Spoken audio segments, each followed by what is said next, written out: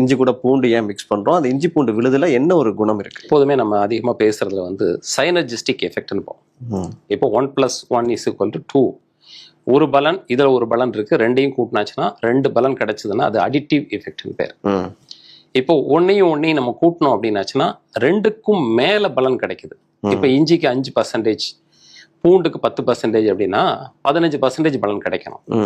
அதுக்கு பேர்ல 30%, 40% கிடைச்சதுன்னா அதுக்கு பேர் சைனர்ஜிஸ்டிக் எஃபெக்ட்னு பேர்.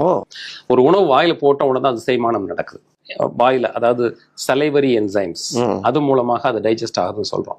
பட் இஞ்சி பூண்டு போடும்போது நாங்க என்ன சொல்லுவோம் அப்படின்னாச்சுன்னா, இந்த செரிமானம் அப்படிங்கிறது வந்து பானையிலே நடக்குது இஞ்சி பூண்டு சேர்க்கும் போது. ஸோ ப்ரீ டைஜஸ்டட் அப்படிங்கிற மாதிரி சொல்லுவோம் இல்லையா? அப்ப அந்த எந்த ஒரு காய் போட்டாலும், எந்த ஒரு அசைவம் நீங்க சொல்றது குறிப்பா போட்டாலும் சரி, அதை முன்னாலேயே பக்குவப்படுத்தி உடம்போடு பொருந்துவதற்கு அது தயாராயிடும்.